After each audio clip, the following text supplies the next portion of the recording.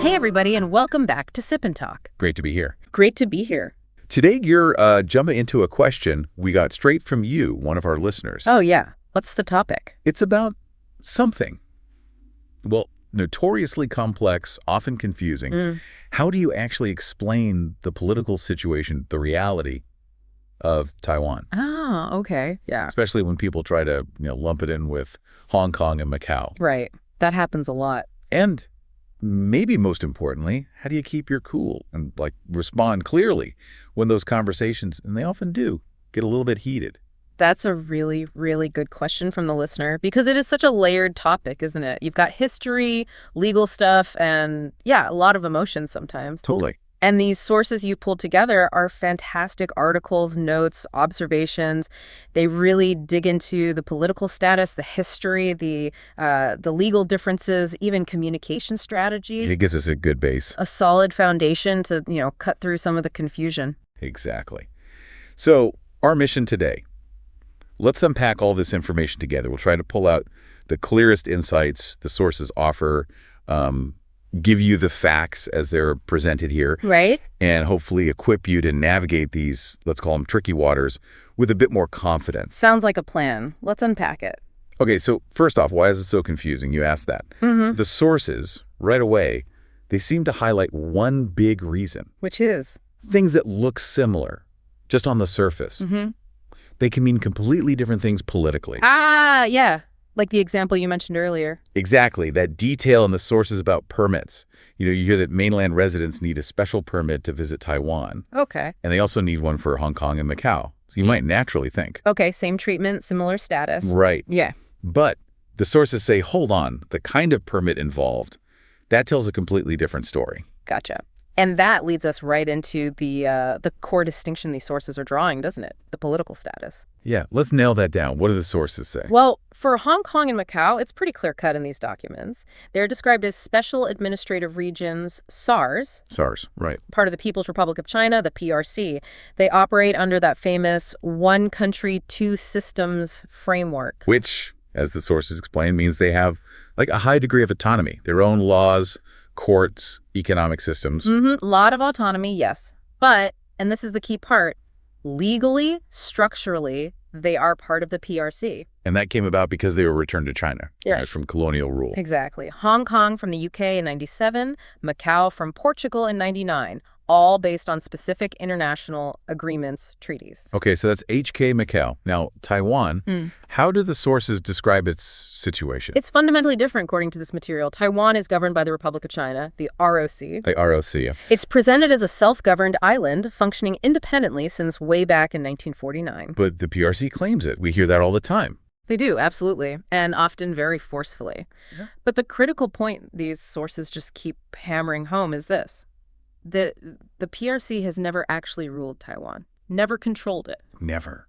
That's huge. It is. I really like that analogy one of the sources uses. It makes it so much clearer. The house one. Yeah. Hong Kong and Macau are like independent rooms inside China's house. But Taiwan, it's another house next door. It's a great visual, isn't it? Instantly gets across that difference in actual control way better than just political jargon. Totally. Yeah. Much easier to grasp. Okay, so the analogy helps with the current picture. But how did they end up so different? Let's dig into the history a bit because the sources say that's crucial. Absolutely essential. Yeah. So Hong Kong and Macau, as we touched on, their path was decolonization. Right. Colonies returned via treaties. Yep. International agreements led to their return to China. Pretty straightforward in that sense. But Taiwan's story, based on these sources, is quite different. How did it get to where it is now? Well, the sources trace it back. It was under Japanese rule for 50 years. Okay. Then, after World War II, in 1945, it was returned to the Republic of China, the ROC. Remember, that was the government ruling all of China at the time. Got it. ROC takes over Taiwan in 45. Yep, exactly. But then, just a few years later, you have the end of the Chinese Civil War. Right. The communists win on the mainland. The Communist Party, the CCP, wins, establishes the People's Republic of China, the PRC, on the mainland in 1949, and the ROC government, the one that had been ruling China, They retreated to Taiwan. they retreated to Taiwan. And here's where the sources pinpoint that absolutely critical difference. What's that? Taiwan was never part of the PRC, the country founded by the CCP in 1949. It wasn't ruled by the CCP before 49, and it hasn't been ruled by the PRC since 49. So it's not, like the sources emphasize, that Taiwan split off from the PRC. Exactly. It's that the island simply never joined or was never unified under the PRC's rule from the moment the PRC was created. Wow. Okay, that single historical point, never ruled by the PRC, that reframes the whole discussion, doesn't it? Completely. It shifts the narrative from separation to a continued lack of unification. Yeah. And that ties perfectly back to that permit thing we started with. Ah, right. Let's circle back.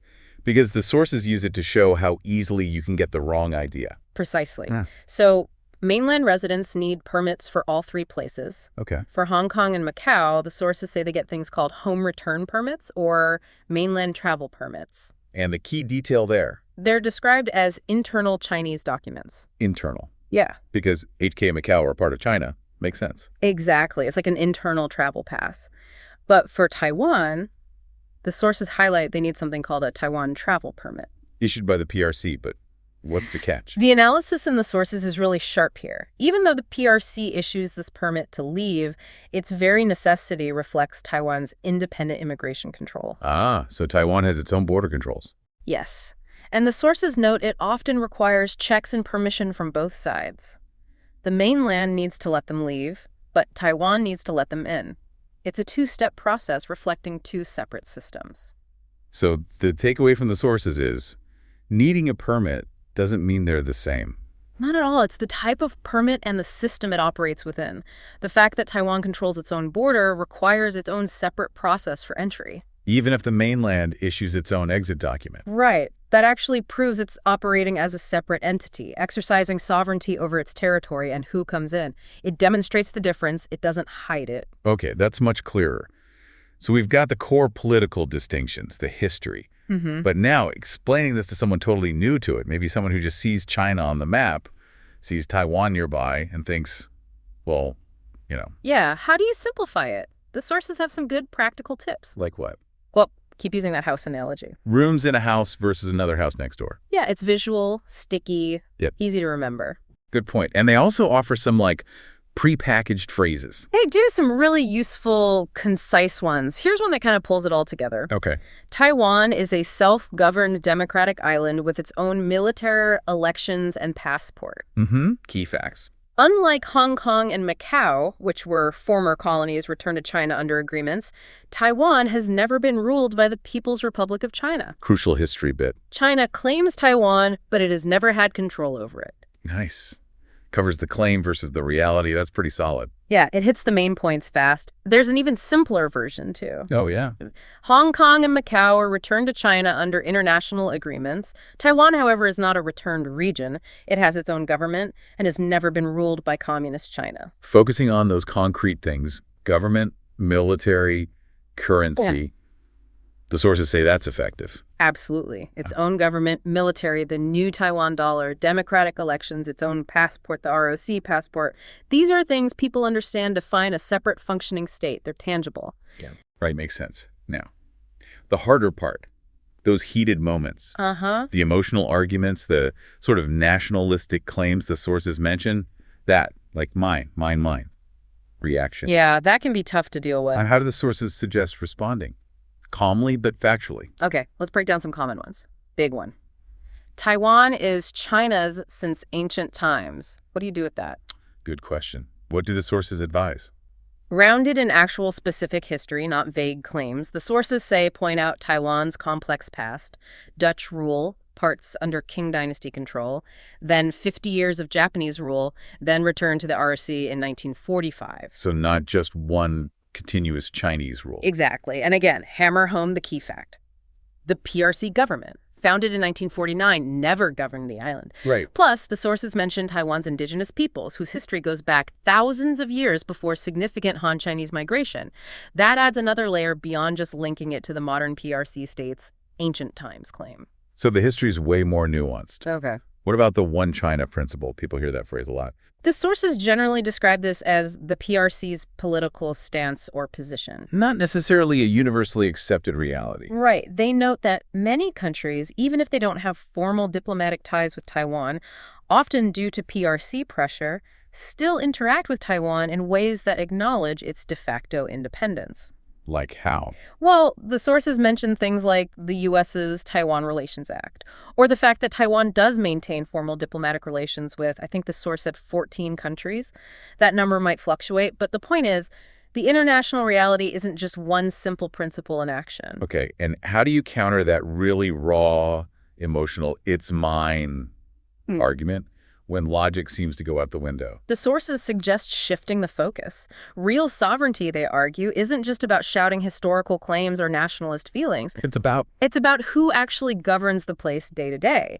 And crucially, do the people living there consent to that government? consent to the government. Exactly. The sources even point to data, like that 2020 poll mentioned, showing really low support in Taiwan, like maybe 5%, for immediate unification with the PRC. That clearly shows a lack of consent from the people actually living there. Undeniably. And this is where the sources suggest maybe using those analogies or a bit of humor we talked about. Right, the Finding Nemo seagulls. Yeah. Shouting, mine, mine, mine. Or comparing it to someone claiming your house just because their great aunt lived nearby once. Or the ex-girlfriend analogy the source mentioned. Right. You can claim you're still together, but if she's living her own life, making her own choices, and says no, well, reality is different. It helps show the claim isn't really based on current facts or sound principles. Using logic, maybe gentle humor, to highlight the flaw, seems like a good approach to disarm things a bit. While still making the factual point. And what about using the visa point as a rebuttal in a debate? Absolutely. The sources analysis gives you a direct counter. The fact that mainland residents need Taiwan's own permission and process to enter, that demonstrates Taiwan's independent border control. So it's actually evidence against them being the same. Precisely. It flips the argument. Okay, so the general strategy from the sources seems to be stay calm, stick to the observable facts, the history as laid out in the sources, use logic. Maybe use those analogies to show why claims detached from reality or the people's will don't hold up. And ask challenging questions like the source suggests. If a place runs itself completely on government, laws, military, elections, can someone else just claim it based on a historical link from ages ago? That really does get to the heart of what sovereignty means now, based on these sources. It does. Now, the sources also brought up President Lai Ching-te's statement. The one, Taiwan is already a sovereign independent country.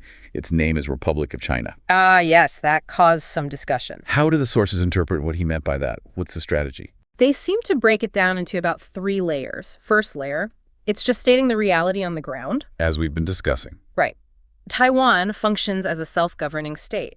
Own military, elections, not ruled by the PRC. It's describing the existing situation. Okay, stating the facts.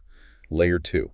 Layer 2, according to the sources, is that this implies there's no need to declare some new independence. Why not? Because the Republic of China already exists and governs Taiwan. So saying Taiwan is already sovereign under the name ROC frames it as maintaining the status quo, the existing reality. So it avoids crossing the PRC's supposed red line, which is a declaration of a new state. That seems to be the interpretation in the sources, yes. It's strategically saying, we aren't changing things, we're just acknowledging what we are. Clever. And the third layer? A signal to the international community, basically saying, Taiwan is defending its current status, not trying to provoke change unilaterally, but also making it clear annexation by the PRC is not on the table. Okay, that's a very nuanced statement when you unpack it like that. Yeah. Finally, the sources address that threat you hear often from the PRC side. If you dare to declare independence, we'll attack. How do they suggest countering that specific point? They offer a few strong counter-arguments. Point 1, attacking is their choice. It's the PRC's action. Right. If they attack Taiwan simply for existing as it is without Taiwan changing the status quo, then the PRC becomes the clear aggressor in the eyes of the world, not some kind of unifier. Puts responsibility squarely on Beijing's shoulders. It does. Point 2 from the sources. Using military threats doesn't build trust or respect. In fact, the source argues it proves exactly why Taiwan cannot and should not be part of a system ruled by the PRC. Because it's based on coercion. Exactly. No. Force, not consent. The source uses that really stark analogy again. The marry me or I'll kill you one. Yeah. Yeah? That's not a marriage proposal, it's a threat. And it proves why the answer has to be no. It shows the fundamental incompatibility. That's a powerful framing from the sources. And point 3, just to reiterate that core historical fact from the sources, Taiwan isn't trying to split from the PRC. It simply has never been unified under the PRC since 1949. Right, back to that key historical point. And the sources had some punchy phrases for this, too. Yeah, really concise takeaways. Things like, Taiwan is already a sovereign country, has never been ruled by the People's Republic of China. And this one is quite potent, I think. China threatens to invade not because Taiwan changes the status quo, but because we insist on keeping it. Wow, that really flips the script. Those simple statements, drawn straight from the source analysis, carry a lot of weight. Okay, this deep dive into the listener's sources has been incredibly helpful, I think. Pulling out these specifics, the history, the legal points, those analogies, the phrases, it really helps make sense of something super complicated. Yeah, hopefully provide some clarity. So, boiling it all down, what are the absolute key takeaways for her listener from reading these sources? Okay, let's synthesize. Number 1, Taiwan's status is unique. It's fundamentally different from Hong Kong and Macau because of its specific history, its actual governance today, and its legal basis, according to these sources. Got it. Different history, different reality. 2, Taiwan is, for all practical purposes, a de facto independent, self-governing democracy. It functions that way. Okay. 3, you now have some simple tools from the sources, those analogies, the concise phrases to explain this more easily. Useful tools. 4, you also have logical counter-arguments based on the history, the reality, and the principle of popular consent discussed in the sources to address those emotional or nationalistic claims calmly. Right, ways to respond factually. And finally, understanding the perspective presented in the sources regarding Taiwan's government. It views its status as already sovereign under the ROC name, and its goal is to maintain that existing reality, not necessarily create a brand new one by declaration. Maintaining the status quo, not seeking to disrupt it. That seems to be the core message interpreted from Lai's statement in the sources.